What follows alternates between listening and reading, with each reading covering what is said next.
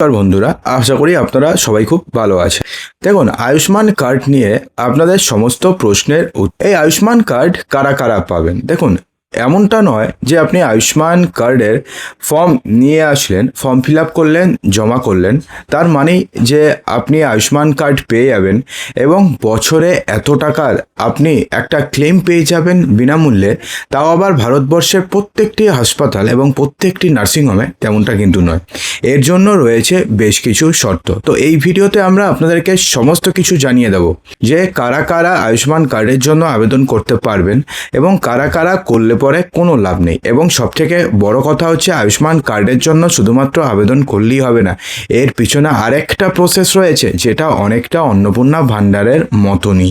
তো কী সেই প্রসেস সেটা জানাবো ভিডিওর শেষে, সেই জন্য সম্পূর্ণ আমাদের সঙ্গে থাকবেন। দেখুন, এক্ষেত্রে বলা হয়েছে যে বাকি রাজ্যের মতন এবার পশ্চিমবঙ্গেও চালু হয়ে গেছে আয়ুষ্মান ভারত প্রকল্প। এর আগে পশ্চিমবঙ্গে চালু ছিল স্বাস্থ্যসাথী প্রকল্প। পশ্চিমবঙ্গে আয়ুষ্মান ভারত প্রকল্প এতদিন পর্যন্ত চালু হয়নি। এবার পালা বদলের পরে এবার আয়ুষ্মান ভারত প্রকল্প প্রথম চালু হয়েছে পশ্চিমবঙ্গে এবং পশ্চিমবঙ্গ সরকার এই আয়ুষ্মান ভারতের জন্য 936 কোটি টাকার অনুমোদন দিয়েছে কেন্দ্র। এখন ব্যাপারটি হচ্ছে, মুখ্যমন্ত্রী শুভেন্দু অধিকারী জানিয়েছেন যে প্রথমে 6 কোটি মানুষকে আয়ুষ্মান ভারতের সুবিধা দেওয়া হবে। অর্থাৎ প্রথম স্টেজে হচ্ছে 6 কোটি মানুষকে সুবিধা দেওয়া হবে। যারা স্বাস্থ্যসাথীর সুবিধা পেতেন তারা আয়ুষ্মান ভারতের সুবিধা পাবেন। যে সমস্ত ব্যক্তিরা স্বাস্থ্যসাথীর সুবিধা পেতেন তারা আয়ুষ্মান ভারতের সুবিধা পাবেন। কিন্তু এক্ষেত্রেও না আরও শর্ত রয়েছে, সেটাও জানাবো ভিডিওর শেষে। আগামী 1 জুলাই থেকে রাজ্যের মানুষদের হাতে আয়ুষ্মান ভারত কার্ড তুলে দেওয়া হবে। এখনও মুখ্যমন্ত্রী সাংবাদিক বৈঠক করে জানালেও আয়ুষ্মান ভারতের শর্ত নিয়ে কিন্তু তিনি কিছু জানাননি।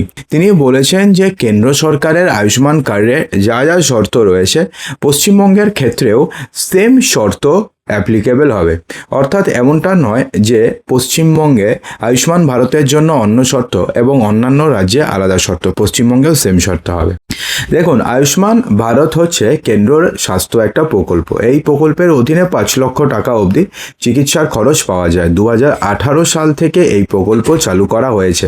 মূলত গরিব নিম্ন আয়ের পরিবারের জন্য এই চিকিৎসা পরিষেবার ব্যবস্থা করা হয়েছে। এখন আপনাদের মনে একটা প্রশ্ন আসতে পারে যে পশ্চিমবঙ্গে তো স্বাস্থ্যসাথী ছিল, স্বাস্থ্যসাথীতেও 5 লক্ষ টাকা আমরা চিকিৎসার কভারেজ পেতাম, আয়ুষ্মান কার্ডেও 5 লক্ষ টাকা, এতে এক্সট্রা কী আছে? দেখুন, আয়ুষ্মান কার্ডের যে বিস্তার যেটা আছে না, সেটা পুরো ভারতবর্ষব্যাপী আছে। অর্থাৎ ভারতবর্ষের যে কোনো স্টেটে আপনি পাবেন, সে জম্মু কাশ্মীর থেকে কন্যাকুমারী পর্যন্ত। কিন্তু সেক্ষেত্রে আপনি যদি স্বাস্থ্যসাথীর কথা ভাবেন, যেটা এতদিন ছিল এখন নেই, সেটা বলেও লাভ নেই আর, সেটা শুধুমাত্র পশ্চিমবঙ্গের ক্ষেত্রেই সীমাবদ্ধ ছিল। পশ্চিমবঙ্গ ছাড়া অন্য স্টেটে গেলে কিছু হতো। পশ্চিমবঙ্গেও বিভিন্ন নার্সিংহোম সেটাকে নিতে চাইতো না, কিন্তু আয়ুষ্মান ভারতের ক্ষেত্রে সেমনটা নয়। আয়ুষ্মান ভারতের খ্যাতি পুরো দেশ জুড়ে রয়েছে এবং প্রত্যেকটি হসপিটালে আপনি এর সুবিধা পেয়ে যাবেন। ঠিক আছে, তাহলে এখন ব্যাপারটি হচ্ছে কারা কারা আয়ুষ্মান ভারতের সুবিধা পাবেন, এটা কিন্তু আপনাদের জানাটা খুবই প্রয়োজন। যে সকল পরিবারের বার্ষিক আয় 2.5 লক্ষ টাকার কম তারাই আয়ুষ্মান ভারত প্রকল্পের সুবিধা পাবেন। অর্থাৎ এক্ষেত্রে ক্লিয়ার। অন্নপূর্ণা ভান্ডারের ক্ষেত্রে এমন কোনো ক্লিয়ার ইনস্ট্রাকশন নেই যে বার্ষিক ইনকামের ওপরে আয়ুষ্মান অন্নপূর্ণা ভান্ডার ভারতে টাকা দেওয়ার নির্ভর করছে। সেক্ষেত্রে এখনো পর্যন্ত আসেনি, কোনো শর্ত দেওয়া হয়নি। ভবিষ্যতে শর্ত দেওয়া হতে পারে, তখন দেখা যাবে। যারা এক কামরার ঘরে থাকেন অথবা কাঁচা বাড়িতে থাকেন তারা আয়ুষ্মান ভারত প্রকল্পের সুবিধা পাবেন।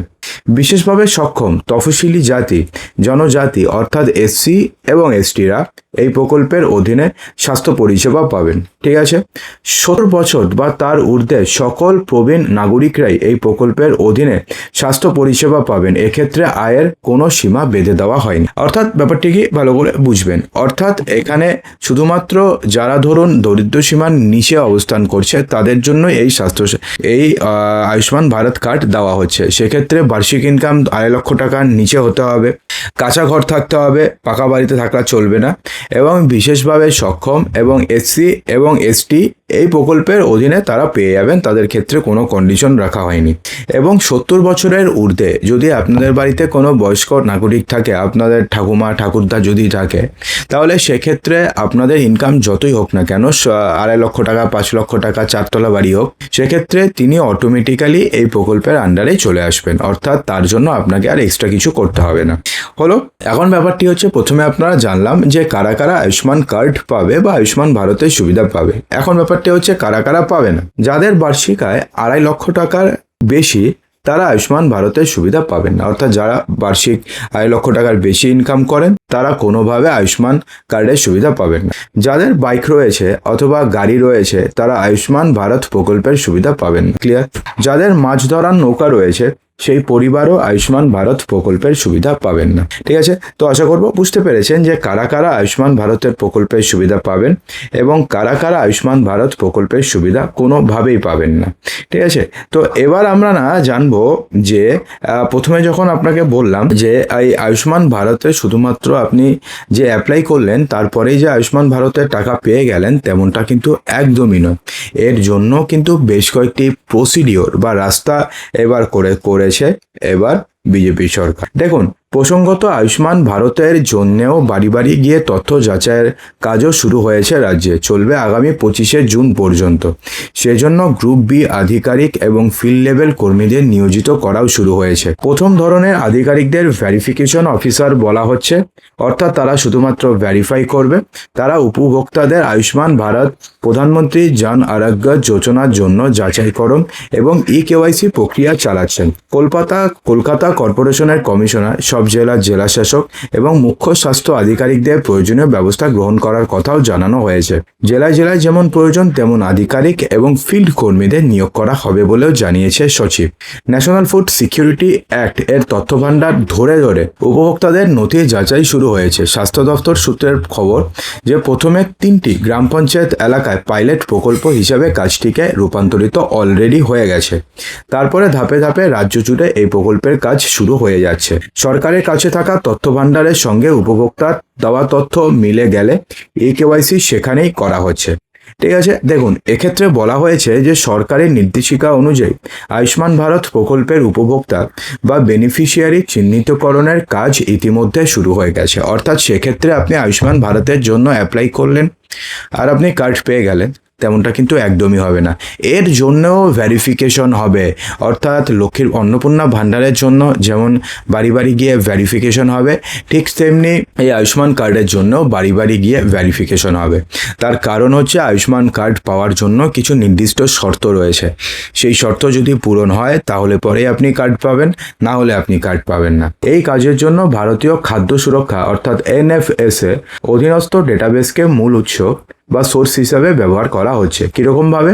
ওই ডেটাবেসের আওতাভুক্ত অন্তর্দায় অন্ন যোজনা অর্থাৎ AOY, বিশেষ অগ্রাধিকার প্রাপ্ত অর্থাৎ SPHH এবং অগ্রাধিকার প্রাপ্ত অর্থাৎ PHH রেশন কার্ড হোল্ডারদের তথ্য যাচাই করে আয়ুষ্মান ভারতের উপভোক্তা হিসেবে তালিকাভুক্ত করা হবে। অর্থাৎ যাদের কাছে AOY কার্ড রয়েছে, যাদের কাছে SPHH কার্ড রয়েছে এবং যাদের কাছে PHH কার্ড রয়েছে শুধুমাত্র তারাই এই আয়ুষ্মান কার্ডের সুবিধা পাবে।